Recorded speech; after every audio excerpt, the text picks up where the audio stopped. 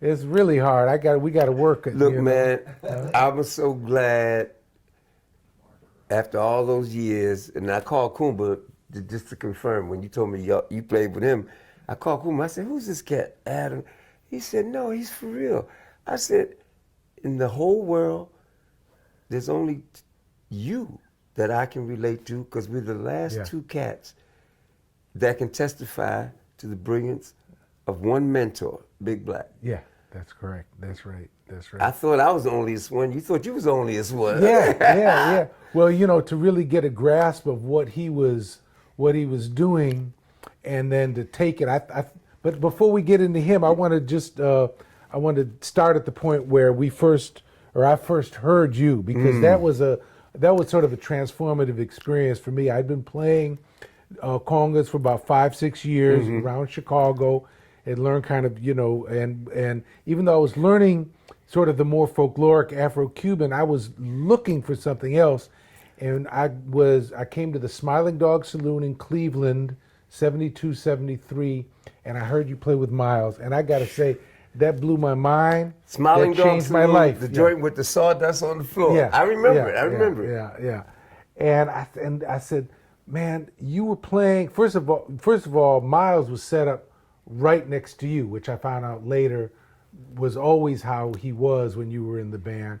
But I saw you playing congas in a way that I had never heard anybody play before, and it just, I didn't know what I knew it was killing, but I didn't know what you were doing or how you were doing it. So maybe you can, but my intuition told me that, to me, it sounded like you were functioning in the band like how Tony Williams had functioned in the band before.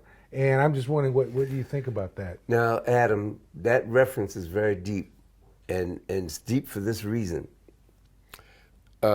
When I got with Miles, that's what Miles said to me. He said, "You are my Tony." Okay. And to be honest, right on camera, I mean, tears came down my eyes, because Tony Williams, I modeled my playing style, Adam, after two people. First and foremost, Elvin Jones. Elvin Jones, because Elvin Jones taught me how to play through the bar. So you don't count like 1, 2, 3. Right. I mean, I began to understand I could get into a journey, but I always knew where the one was. Yeah. And one of the reasons that I credit that knowledge is because my Uncle Kumba, very early on, everybody else had a metronome. He told me and took me to get something called a trinome. Now, what is it, for those that don't know what that is? You can keep, with the trinome, you can keep 2 different time signatures. Yeah.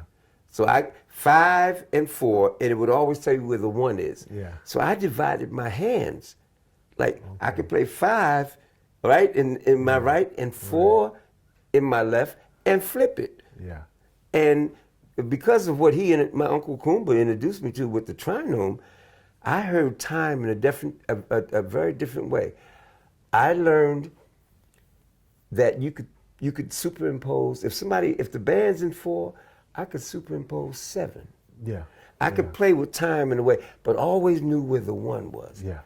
And Tony, Elvin, so being my premier influence, Tony being my premier influence in terms of precision and speed and just understanding the dynamic. Yeah. Tony was a master of dynamics. But now, I think we have to make it clear that we are talking about playing hand drums. Yes. What people call congas, congos, tumbadoras, where you play with your fingers and your hands. So even though Mtume were referencing trap drummers, and for myself as well, Elvin and Tony and maybe Ed Blackwell, people like that were a huge impact. And I think then we really do have to talk about our shared mentor, because the music is an oral tradition, first of all. And secondly, so for example, I think Kumba would attest that you can't really talk about anybody trap drum wise until you have to talk about Papa Joe Jones first. I like to call our mentor Big Black, Danny Ray, Big Black, as being the Papa Joe Jones of hand drums, because he had a way of approaching the hand drum that neither of us studied with him formally, but by being around him and assimilating, well, we can talk about that, we were able to develop a language and a way of playing the drums that liberated us, but from playing folkloric patterns, I guess. Mm-hmm. And so I like to talk about Big Black as the Papa Joe Jones. But the beauty, I just want to say, the beautiful thing is that Mtume, he created a way to approach the drums where we could each develop our own voice. Yes. And the way you played, when I heard you with Miles, I had never heard anything like it. Even you had your drums set up opposite of Miles, right? You know, one of the things I can't respond to that point without acknowledging being with Miles. And I know this is cliche, and everybody says the same thing, but Miles Davis, when I came, or when he brought me into the band, had never brought a hand drummer. Mm-hmm. I mean, everybody always deals with the trap drummer, you know, and in Western analysis of rhythm, they always use, you know, a trap drummer. That's their only reference. The idea of a hand drummer playing the conga, leading the band, you know, by a band leader like Miles Davis was unheard of, which is where you heard me. And I think, without asking you, I'm pretty sure what you saw was this dialogue between Miles Davis and a hand drummer on a level and an intimacy that had never been seen or heard before. Since I have to say, that was I can't say that. Only you can. I could say no, it was before, since, and because it was the high level of that kind of dialogue. But what fascinated me too is that you somehow had taken the hand drums out of the idea of the folkloric function and made it, because look, hand drums, we've always been a little bit outsiders of the standard jazz setup. A little bit? You're being very kind. Very kind. A whole lot bit. and the codification of the orchestration, you know, of like, you know, and what's interesting to me is that we play an instrument that is not, there's always been this thing about in African American music of imbuing that cultural or spiritual reality into these Western instruments, right? Saxophone, Adolph sax and trumpet. But here you are playing an instrument which comes from Africa originally, right? And so, but you made it into this cosmological, universal sounding instrument. I'm just wondering how I mean, you're saying Miles gave you the context to do that, but how did you think about doing that? That's a very great question, man. And if I were to reflect on it right now, I'm a conga player that really didn't like conga players. Yeah. I know, A2 Butte. Yeah, right. Because I always felt the instrument, more often than not, was limited to the context of Afro-Cuban or African in that sense. I was hearing that instrument inserting itself into experimental music. Yeah. You know, and being able to rise and grow with the piano, with the trap drum, with the bass, all quote unquote Western instruments. Yeah. And it was very interesting to me because most critics and those who were evaluating music, they always start with like the piano is the deep dude, okay? Yeah. Then you have the bass solo, and then you have the trap drum solo, the sax and the trumpet. Those are all basically Western instruments. Yeah. They never think of a hand drummer from an African instrument being able to evolve in the same context. Right. So you're like, if you notice, even on albums, they'll list kumba, they'll list trumpet, piano, saxophone, but at the end of the list on that album is a conga player, so and so and so. Right. But I never saw myself as that because I was coming from, I wanted to evolve the instrument to a level that required technique in a way that the instrument hadn't been evolved to. And I broke it down. You and I talked about this, Adam. I always heard rhythm in 3 stages. Okay. Solid, liquid, and vapor. All right. When I say solid, for those who know a drummer, a hand drummer, a trap drummer, Art Blakely is solid. Okay. Okay. Right. Liquid is Elvin. You know? Right. Vapor is Andrew Cyril, you know what I mean? Rashid Ali. Yeah. But those are the stages of rhythm that I hear. Yeah. So I wanted to take the hand drum, the solid thing I got. Yeah. How do I make it liquid? Yeah. How do I make it vapor? Yeah. So I only played with basically avant-garde musicians. Okay. And the ability, see, that's what was so interesting, because when you were playing with Miles, when I saw you that first time, and subsequently... What did you think? Right now. I was enthralled with it. I didn't know how you were thinking about what you were doing. And I related to it. It was so different from any other kind of Kongo drumming that I had been exposed to that... I thought it was incredible the way you tuned your drums, your actual technique of using your fingers and your hands, the fact that you set your drums up, quote unquote, backwards from how like low to high. Right. I had never seen any of that before, but like I said, I knew right away that the functionality of where he had Al Foster and Michael Henderson, Reggie Lucas, they were kind of like locking it down, the solid part in a way. Right. And you moved, it seemed like you were allowed or invited to move freely from the solid into the liquid, into the ether, into the vapor, and back and forth. And you and Pete Cozy sort of opened up brought the avant-garde, what I would call orchestral expansion to what was happening. But as I said, what was interesting was, and I'm curious, did Miles, the fact that you were the one who was dialoguing with Miles in kind of like that, that boxing back and forth way he used to do with Tony, was that something that you talked to him about? Did he talk to you about that? Or, because you guys talked almost every night. Yes, right? yes we did. We never talked about that. Okay. I think that was one of the more brilliant aspects of Miles. We never talked about that. That was like, once we locked into that give and take, it was mutually understood. Okay. The things that Miles and I talked about constantly was like how to expand the dimensions of the music.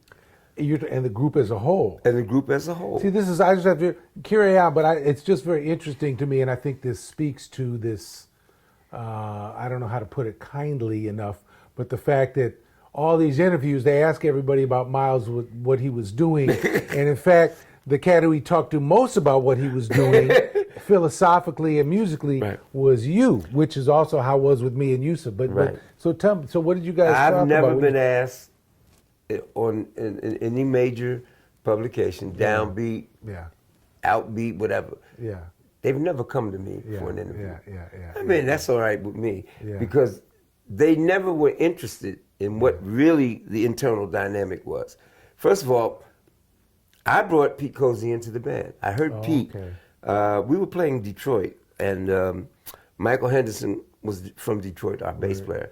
And he said, man, I want to go see my man, Pete Cozy. Pete Cozy we went to a club. Pete Cozy was playing with Gene Ammons. Yeah. Straight ahead bebop. Yeah. But I heard this guitar. I said, oh my God. And then I kind of looked at his background, found out he played with Muddy Waters and all these great blues. He played with Chess. He was a guitarist for Chess. Yeah. And the Pharaohs, he used to play with the Pharaohs around Chicago. We're in Canada, I'll never forget it. And Miles called me to his room, as he often would. He said, man, I want another guitarist. Not that he was getting rid of Reggie. He just wanted, Miles always knew what the next ingredient should be. And I'd heard this cat playing with bebop, so way out, sound like Jimi Hendrix with Duke Ellington, you know what I mean? Yeah. And I called Pete. I said, Pete, Miles wants you to join the band. Now, what gig is better than Miles there? Yeah. Pete was so esoteric, Pete said, "Oh, Toombs, I got to think about it." I was like, yeah. He said, I'm involved with my group, and we get ready to do a demo. And I'm like, this cat is really the real deal. Yeah. So I had to keep begging Pete. I begged him for about a month. Yeah. Finally, Pete relented and came and joined the band. And when he came, that's when everything said, shh. Yeah. That was the missing element. So tell me a little bit, because you said the jazz. I mean, Miles was not doing jazz at that time. What we would even though we don't use the word, whatever people might think it was. What do you, when you guys talked a lot? I mean, what were you? And I remember you mentioned the term thematic fibers. Thematic fibers. What do you think? What were you guys after? What were you reaching for with that group? I think what we were reaching for was the idea that extended melodies were no longer necessary. Okay. Ironically, it's the same thing trained. There's a very interesting parallel. Yeah. It's just that Miles was electronic, and that was like, oh my God, sacrilegious. Yeah. But if you think about train, what's the melody to a Love Supreme? Very simplistic. Yeah. Doom, doom, doom, doom. Yeah. Doom, doom. So Miles is doing, Train's doing that acoustically. Miles is doing it electronically. Yeah. Dee, dee, doo, dee. Right. Doo, doo, dee, dee, dee. Black satin. Yeah. But he came in a period where there was a great, when Miles got caught in the middle of, there was this great schism of electronic versus acoustic music. Yeah. And the painful part was those who defended acoustic music were making it like a religion. To me, it's your preference. Yeah. If you prefer acoustic, fine. Yeah. But they made it like sacrilege if you went electronic, especially with Miles, because he had been the darling. Yeah. But Miles understood, as he said to me, he said, you can't have new music without access to new sounds. Yeah. And that's the bottom line of the truth. Well, that's what you're bringing. I think that's what we brought. You bring with the hand drums. That's part of what you're bringing to it. But it's interesting to me, this idea that the hand drummer, that you were the one sort of philosophically. You guys talked about the music. I mean, this is similar to my relationship with Yusef, and it's funny you mentioned that. Yusef, in the 25 years I worked with him, he never once told me what to play. No. Even when we did a piece with the Cologne Radio Orchestra, and so I had a chart, right. And it would be like play thoughtfully with love would be my part, And he said, once he said to me, he said, Brother Adam, feel free to break the rhythms open. And he invented this idea, he called it a dakpa, where we would actually dialogue. I would play a phrase and he would play a phrase and back and forth like that. And I once played a recording of one of those duets we did for Ornette Coleman. And Ornette said, because he loved Yusef's playing, of course, they're blues guys. Right. He said, it sounds like Yusef is accompanying you. And this is interesting to me, back to this idea of this upside down world, what your Uncle Kumba said earlier about Train could not have done what he did without Elvin. In fact, it's what they did together. And I feel like, for Yusef and I, we were on a path together for a long time. But when I think about that group, you and Miles, there was this constant dialogue that was going on, I guess, on the bandstand and off the bandstand. But how did you were you already playing,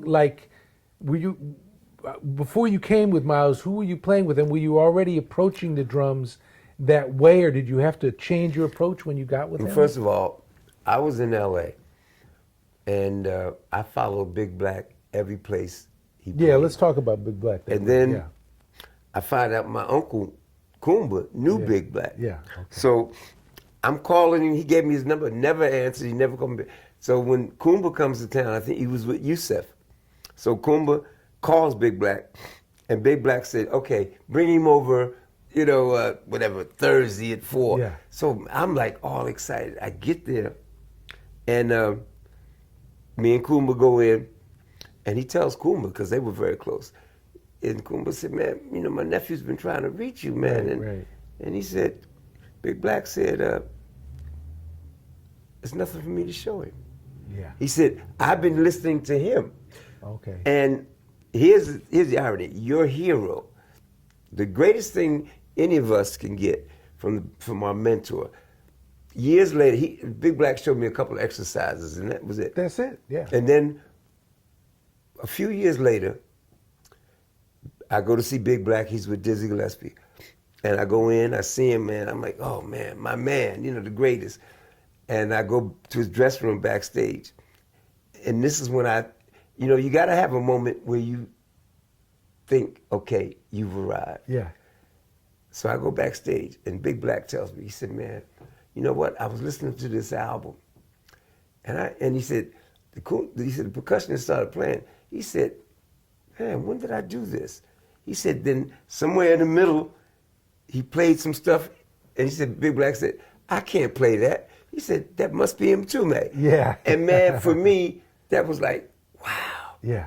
Big Black said, I did something that he couldn't. And that becomes your badge. You took it to the next level. I mean, we were talking earlier about, you mentioned, Elvin, and there couldn't be Elvin Jones without, you can hear in Elvin, you can hear Philly Joe Jones, you can hear Art Blake, you can hear Roy Haynes, and yet it's completely Elvin. Or when we hear Yusef Lateef, we're hearing Ben Webster and Lester Young and Coleman Hawkins, but it's Yusef. So when I heard you, it was very fascinating because I heard you before I heard Big Black, and then when I heard him, I was like, now it gave me a context to understand what you were doing. But the thing is, you passed over kind of fast, but you said he showed you a couple things. Same for me. I used to go over to his crib in Venice, and we would sit around all day and eat, and he'd cook and talk about whatever, and then kind of play a little bit on the kitchen table. And he showed me these one or two moves that cracked open the whole thing about being able to be flexible and play your ideas in time rather than be locked into a pattern.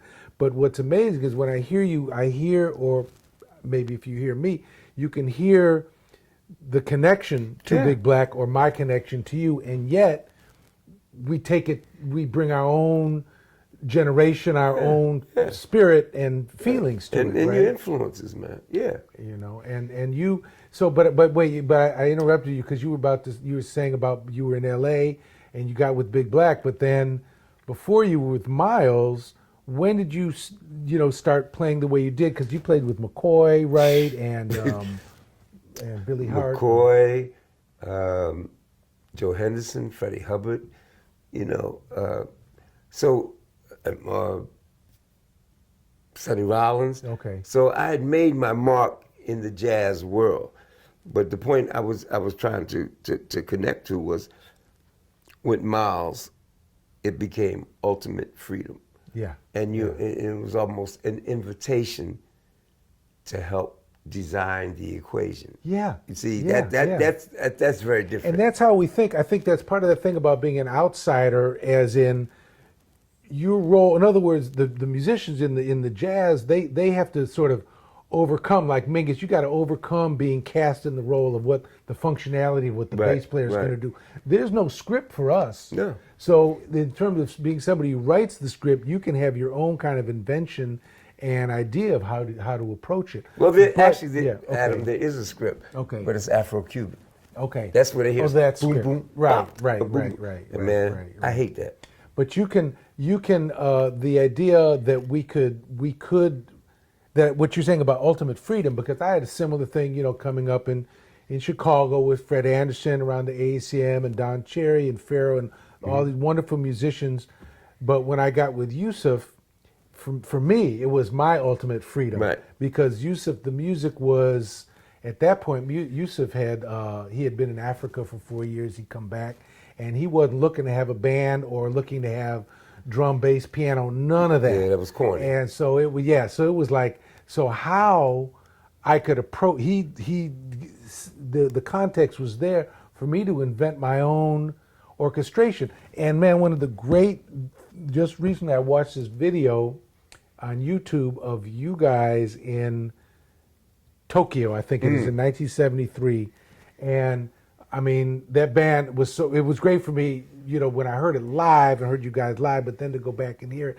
And it's amazing to me, there was points in there where you were playing something that doesn't even, I don't think you were even thinking about congas, right? It's like you were playing something else. You were thinking about just the music or orchestration, right? I mean, so you had that freedom to do that. Right, and remember, I think a lot of it also came from the fact that I played piano. Okay. See, which is also a percussive instrument. Right. So, playing the hand drums, I was always constantly meshing that with chords. Okay. How I heard it. Yeah, you know? yeah. Well, you were a composer. I mean, you brought. I mean, you bring the composer's attitude, or I mean, what people call it improvisation. I like to call it spontaneous composition. Right. But that was the thing. Like I said, I noticed in that where there was some things that you did that kind of opened the music up with Miles to a whole other kinds of dimensionality of what was going on. And say something a little bit about, because the other instrument that you played with Miles that kind of always fascinated me was, and actually in that video you played it along, and really took that to a level of virtuosity that I'm just now checking out, which is what's generically called a slit drum. Yours was a Dacadebello, right? That was a creation of Juno Lewis. Okay, yeah. And he had made 3 of them. And when I heard it, I told him, make me. I have the one I played is the largest one he ever made. He only made one. Right. And Dacadebello basically translates to water drum. Okay. And you play it with mallets and it has a very specific sound. And you'd have to, like I said, hear it. Right. I can't really describe it. Yeah. So Miles, I brought that, and Miles said, "Wow, you use that." I'm playing that on the Black Satin album. Yeah. On the Corner. On the Corner, that album. And the other thing I'm doing, you hear live, when we went to Japan in '73, Yamaha was just getting into instruments. Mm-hmm. They weren't making instruments. So everybody in the band got a chance, like Pete and Reggie picked up guitars, Miles picked up another trumpet, I forgot who was the sax player at the time, but I picked up the rhythm machine they had. And what I started doing was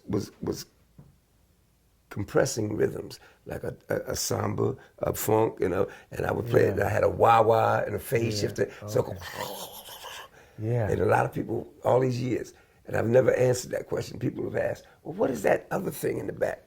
Yeah, so I mean, that's ahead of its time. I mean, that's way ahead of its time. You know, well, that band in general to me sounds so contemporary. I mean, it sounds kind of fresh. Yeah, I'm wondering, did you guys rehearse a lot? I mean, the band was so loose, but tight. I mean, you guys were together where you made that switch in that 1-2. It's like Miles, you guys were playing in 4, and then 5. Boom, you would go to 5, and then back to 4, and then I hear what you're saying. You're playing the rhythms against rhythms. So is that something you guys rehearsed or just evolved through playing, or? I was the young buck kept saying, Miles, we need to rehearse more. And I'll never forget when he looked at me. He said, "Motherfucker, I pay you to rehearse on stage." Okay. And I said, took me a minute. What is he talking about? Yeah. He said, I don't want to overcook the meal. Yeah. So we rehearsed enough to get an idea of what we would do when we were on stage. Yeah. But rehearsals were actually the performances. Yeah.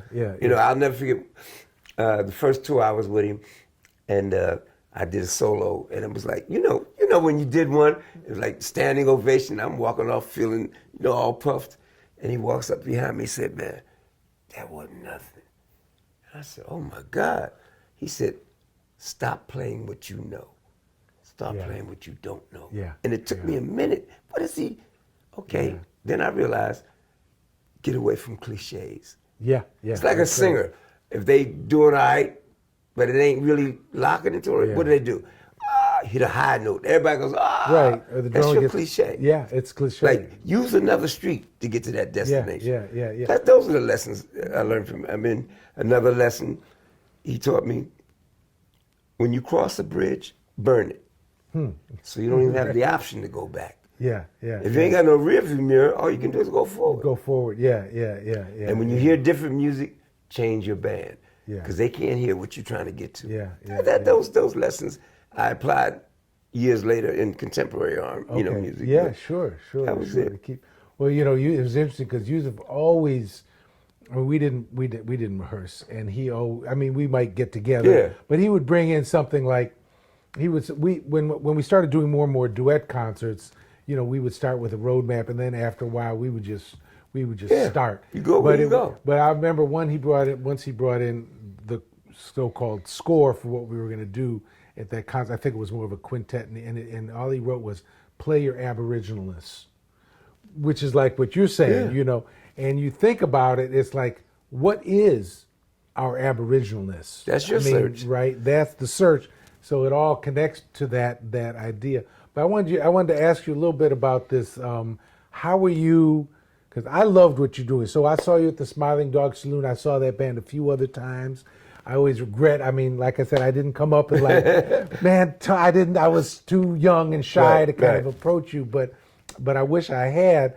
But I'm just curious, how were you? So here you are in the most high-profile band of that period, and how were you playing a completely innovative way of playing hand drums? How was that accepted in the hand drum community? It was not very well accepted. I'll say something that I've never said. I've never recorded this statement anywhere. Chief Bey, who was like one of the founding fathers back in the day, I was talking about the early 70s, invited me to a gathering of all the major quote-unquote hand drummers in New York. Right. I won't bother mentioning their names. They were all there. And I'm flattered that I'm being invited. And you're with Miles at this I'm with point. Miles, yeah. And I get there, and what I found out, it was a session designed to dog me. Wow. So Chief Bey gets up, and he goes through this litany of things and said, man, you're not really playing traditional rhythms. You're doing this other thing. And I just looked around the whole room. I said, no, I'm not doing that. I said, because y'all do that too well. I said, but I asked you, can any of y'all play more than I do with one hand than y'all can with both hands? Yeah. And I walked out. Because don't measure me by what you do. I'm not even trying to do that. Right. You've done it. Yeah. Boom, boom, pop. Boom. No. Yeah. So that was the only negative thing, which actually gave me more strength to realize I was forging new territory. Right. Well, there is this sort of, as in what we used to call the jazz police. There's the hand drum idea of, but see, it's also interesting too. This idea of who decides who's allowed or who's supposed to be doing what. Because I've dealt with that myself. Of course, people. At the time I started playing out in the park and playing around Chicago, there were people who were like, what is this, this little, 14-year-old white kid doing? Mm-hmm. But the thing was, I could really play, one, and secondly, the drummers who were secure and good, they always encouraged me. Always encouraged me. But there is always, this idea of people feeling some kind of ownership. And the thing is artistic. Even like you said with Miles' band, people felt like he was betraying some kind of thing. But it's the creative attitude. It's not the style. They confuse. And you've been, you spent a lot of time in Ghana. I know when I lived there for a year in '77, man, for these guys to have any kind of codified attitude or Cuban or this and that, there is so much drumming, so many different kinds of ways, so many drums. You go from one village to the next. There's a whole other kind of thing going on, right? So you can't even talk about being codified with it.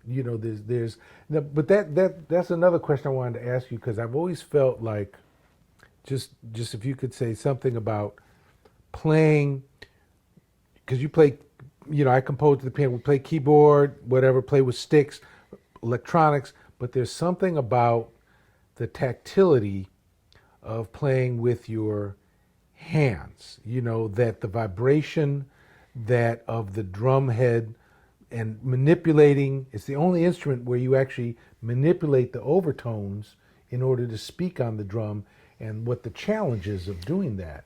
Well, that's a great point, and it's something that I've thought about. It's connecting membranes. Okay. Skin is a membrane. Yeah, yeah. The tips of your fingers is a membrane. Right. There's no other instrument that requires that. Yeah, yeah. You Yeah, dig? membrane on membrane. But membrane on membrane. You could put your lips on a reed, or if you're playing a brass, steel, but this is membrane on membrane. Yeah.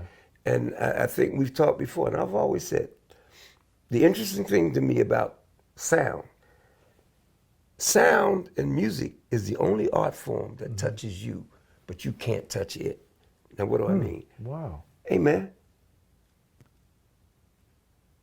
I can play a B flat minor 7.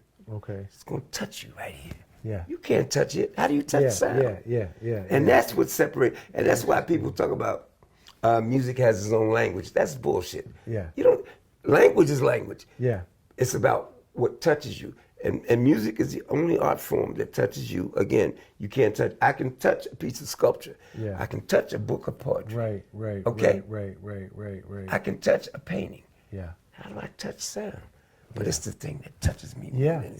Music is the only art form Yeah. that possesses that quality. Yeah, it's a mystery, you know. Sometimes I think a mystery has Sometimes for us it's misery, but but the mystery being, you know, that this idea, I think it's because maybe it has something to do with the fact that I mean, everything, the construct that we live in, the physical reality, is something that's just things vibrating at various rates, including ourselves, you know. So that's sound and sound that can become imbued with thought and feeling can actually affect touch you that way, is because we ourselves are vibration. And right, absolutely. Like I said, music's the only art form that touches you. You can't touch it. The other aspect of music, you have to hear it with 3 ears. Okay. You hear You hear music with your ear, right, your heart, and your body. What do I mean by that? Yeah. There's some music that I hear, okay, and it's like a nice vibe. Yeah. Some music I hear with my heart. Yeah. I feel sad. I feel joy. Touch. Other music, it's like, oh yeah, my body. Yeah. So you have to have 3 ears with music. Yeah. Well, it's funny. I always think about it. Similar idea. I think about music as because I've been practicing hatha yoga for 40 years. Right. I think about, and my tabla teacher, he used to say in India, music is one of the forms of yoga. So what is yoga? Yoga means limbs, and what are those limbs? Body, mind, spirit, right? And we've always been, and it's interesting because when you're dealing with hand drums, or drums, it's something, you know, because the mind, right? I heard like I'm back to the time I heard you. There was something that fascinated me in my mind, right?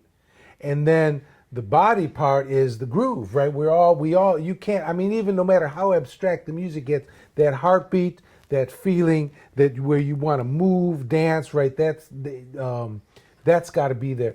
And then the spirit is the thing that has to do with the expanded idea of what thought is and and that feeling. So body, mind, spirit, you know, is always in an interplay with what we're trying to do, you know. So I you know, thinking about that way. But so with Miles, I mean, so you were I mean, he didn't really ask you about how to approach things. So would you say that during the period you were with him, that your playing evolved, and in some way, how did it evolve, and how did the group evolve along with that? I think it was a period of organic evolution. Okay, what does that mean? The whole band began to evolve. Okay. I'll give you an example. I know we got to close it down soon because we're so esoteric right now. For the squares, they done dropped off. But I'll tell you, I had one experience. We all did, collectively, that band. We were playing Denver. The hotel, I mean, the club was in the basement of the hotel. We played one set for 3 hours. Really? Okay. The thing got so deep. I never felt so connected. You were part of everything at once. Yeah. We get on the elevator. Miles falls down on the elevator floor. Nobody says a word to either one. We get off at various floors. Nobody said good night, nothing. We couldn't speak to each other. Yeah. I never had an experience like that. Yeah. It was like there was nothing to be said. Yeah. There was no words. Yeah. We had experienced a collective orgasm. Yeah. There was nothing to be said. Well, there are no words, of course, you know. Well, at that it wasn't even, oh my God. You know what I mean? Yeah. It's like, and that's only happened to me once. Wow. You know? Wow. Yeah. That's the transcendence. I think we can cut it with this. Yeah. Okay. Yeah. Beautiful. But beautiful. that was like, right. we busted. Yeah. Okay. Yeah. Beautiful. Well, thank you. Man.